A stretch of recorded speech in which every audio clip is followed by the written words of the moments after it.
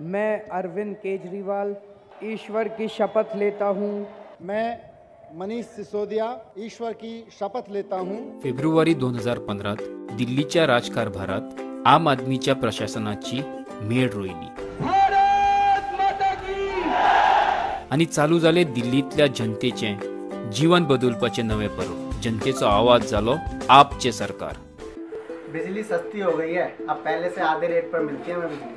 पानी के bill zero हो गए हैं और पिछले 1.5 साल से देखिए हमारे पानी के बिल बिल्कुल जीरो आ रहे हैं। कमाल का मोहल्ला क्लिनिक बनाया है यहाँ पे, बहुत अच्छा बनाया है, सारी दवाइयाँ फ्री मिलती है यहाँ पे। मैं पहली बार देख रही हूँ सरकारी स्कूल में काम हो रहा है, बिल्डिंग भी बन रही है, अच्छी पढ़ाई भी हो रही है, बच्चे का देख रेख भी अच्छे से हो रहे हैं। यहाँ पर हम वो लोग तैयार करेंगे जो बड़े बड़े शॉपिंग मॉल्स, बड़े बड़े कॉर्पोरेट ऑफिसेज, बड़े बड़े होटल्स को चलाएंगे। सिंगापुर सरकार के साथ मिलकर हमने ये वर्ल्ड क्लास स्किल सेंटर शुरू किया है। ये जो आप देख रहे हैं ये हमारा रिटेल लैब है। यहाँ पर हमारा पर्पस होता है बच्चों को ट्रेन करना रिटेल से रिलेटेड जितने भी स्किल्स हैं उनमें, जैसे कि कस्टमर सर्विस है, स्टोर डिस्प्ले है, स्टोर ऑपरेशंस है। We have tie ups with all top notch retail giants. So industry में बहुत हाई डिमांड है स्किल मैन पावर। आप जिस सेटअप में खड़े हैं एक बैंक का प्रोटोटाइप है।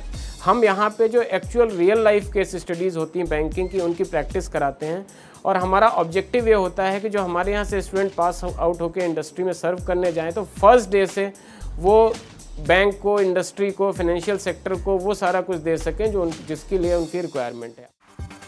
Actually in hospitality section we teach hotels में क्या क्या काम होते हैं। So it's like major departments होते हैं आपके, F&B सर्विस हो गया, हाउसकीपिंग हो गई, फ्रंट ऑफिस हो गए। तो इन तीनों डिपार्टमेंट्स में हम कैसे काम करना है उनकी हम प्रैक्टिकल लर्निंग हम यहाँ पे उनको सिखाते हैं। सो जैसा कि आप देख रहे हैं this is our housekeeping lab. So over here what we do is we teach the students about how to make a bed. Same way हमारी फ्रंट ऑफिस की लैब्स हैं जिसमें हम फ्रंट ऑफिस में बच्चों को बताते हैं कैसे चेक इन करते हैं, चेकआउट करते हैं। We also have a restaurant setup जिसमें हम उनको ये बताते हैं कि कैसे गेस्ट को सर्विस कैसे करना है, F&B सर्विस की जिसमें आता है। इंडस्ट्रीज़ को साथ में लेकर के ये सेंटर चल रहा है जिसमें हैवी कोलैबोरेशन इंडस्ट्रीज़ का है। जो बच्चा यहाँ से निकलता है वो पहले दिन से ही रोजगार पे जाता है। ये सरकार का एक कमिटमेंट है और नया सेंटर हमारा जौनापुर में बन करके आ रहा है जिसकी कैपेसिटी 5000 बच्चे पर एनम होगी। मैं बहुत ही कॉन्फिडेंस और बहुत ही प्राइड के साथ कह सकता हूँ कि दिल्ली सरकार का ये वर्ल्ड क्लास स्किल सेंटर देश का सबसे बेहतरीन स्किल ट्रेनिंग सेंटर है। इसकी कोई तुलना नहीं हो सकती। जो मजदूर हमारे झाड़ी पे काम करते थे 1.5 गुनी उसको तनख्वाह बढ़ गई है। ये सरकार मजदूरों की है। देखो जी, केजरीवाल सरकार पूरी तरह से किसानों की सरकार है। देश से सबसे बढ़कर 50,000 रुपए प्रति हेक्टेयर का मुआवजा दिया है जो पूरे देश में सबसे ज्यादा है। आज तक अगर किसी ने दिया हो तो बताओ। व्यापारी बहुत चैन में है जी। दिल्ली में इन्स्पेक्टरांनी बंद होंगे। सरकार तर सगळीच कडेन आसा, देशात आसा, राज्यात आसा, नगरपालिकांनी आसा, पण आम आदमी खातीर सरकाराचो अर्थ कितें हे पयलेच फावट दिसून आयलें दिल्लीत। हाची सगळ्यात महत्वाची गजाल ही की हे सरकार प्रामाणिक आसा। हांगा मंत्री वा आमदार पैसो करूक न्हय तर जनतेची कामां करपाक मेहनत घेतात।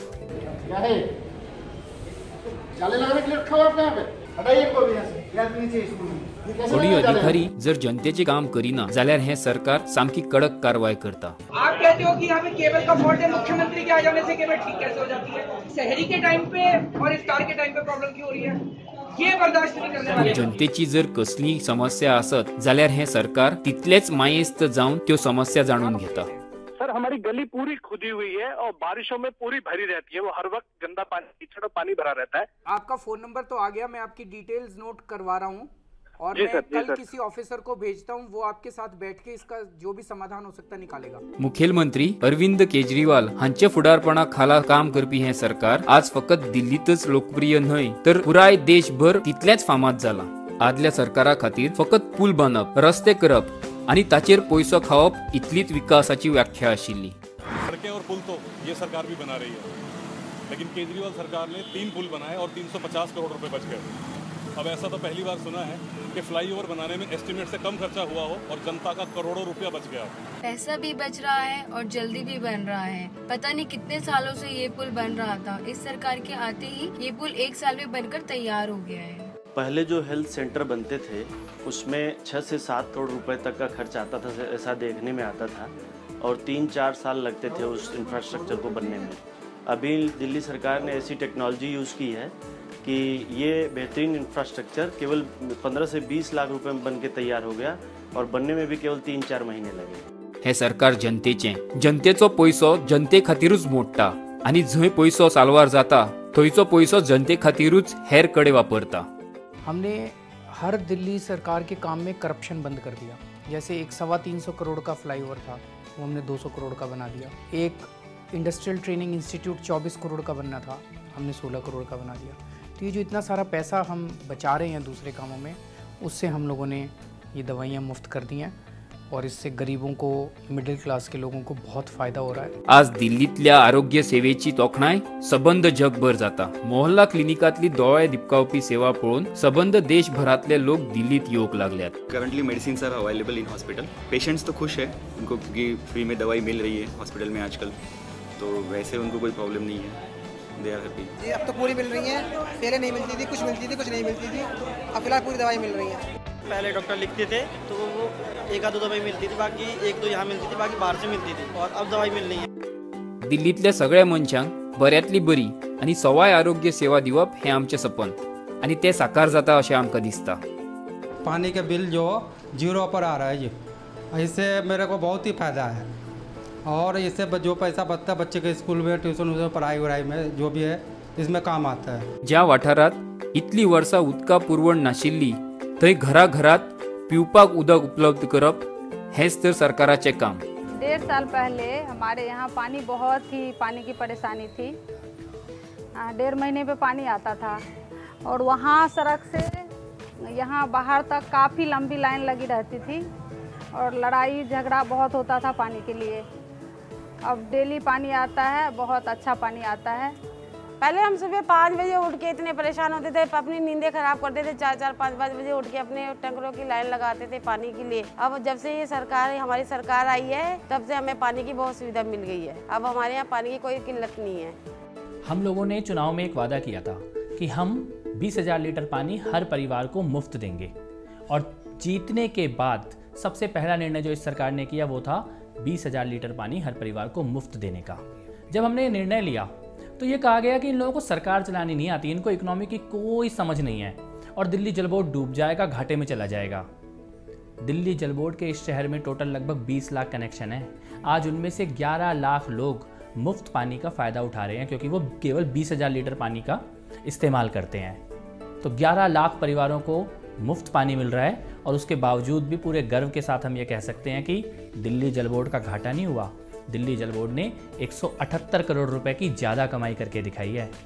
ये है आम आदमी के फ़ायदे की गवर्नेंस। आज दिल्ली में 24 घंटे बिजली आती है, हमारे पास सरप्लस बिजली है।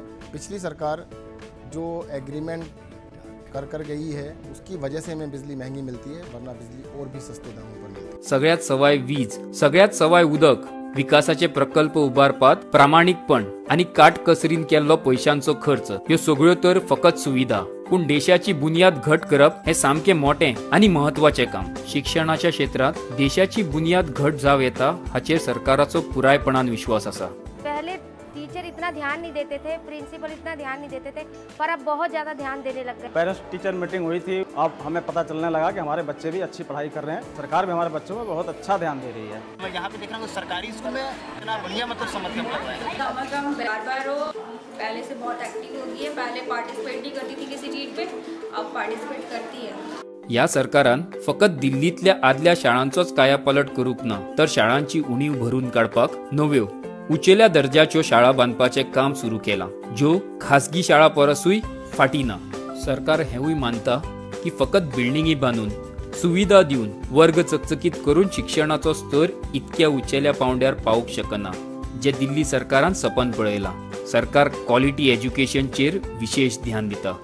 हमारी कोशिश ये है कि दिल्ली के गवर्नमेंट स्कूल्स प्राइवेट स्कूल्स के इक्विवेलेंट हों, उनसे बेहतर हो जाएं और वहाँ पर जो माहौल है वो टीचिंग का ही नहीं, लर्निंग का भी हो। क्लासरूम्स में लर्निंग का माहौल बनाने के लिए हम टीचर्स की स्पेशल ट्रेनिंग करा रहे हैं, यहाँ तक कि अपने प्रिंसिपल्स की स्पेशल ट्रेनिंग करा रहे हैं, उनको विदेश में भी भेज रहे हैं। इस सरकार ने सरकारी स्कूलों के लिए जो काम किया है और कर रही है वो काबिल तारीफ है, पर सबसे बड़ी बात यह है केजरीवाल सरकार ने वो किया है जो कोई सरकार करने की हिम्मत अभी तक नहीं कर पाई है। वो कार्य है प्राइवेट स्कूलों की फीस पर लगाम लगाकर। मेरा बेटा प्राइवेट स्कूल में पढ़ता है और हम इसकी शिकायत फीस बढ़ोतरी की शिकायत को लेकर मनीष सिसोदिया के पास गए थे, जो कि हमारे शिक्षा मंत्री हैं। उन्होंने हमारी बात को ध्यानपूर्वक सुना और स्कूलों के खिलाफ एक्शन लिया, जिसमें हमें स्कूलों ने वापस एक चेक वापस किया जिसमें फीस बढ़ोतरी थी और जो फीस पहले जाती थी उसमें कम किया।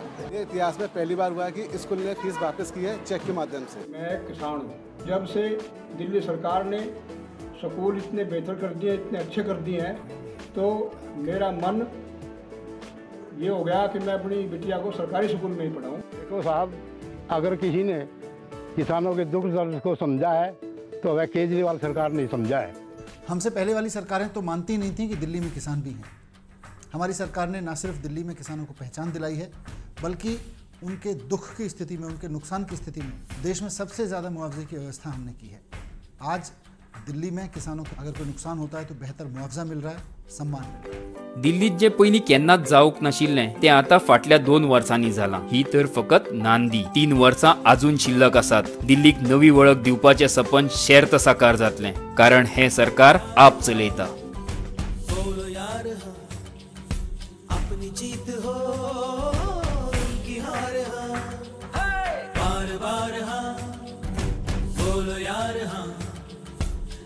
जीत हो उनकी हार कि दिल्ली के अंदर आम आदमी पार्टी की सरकार कितना अच्छा काम कर रही है।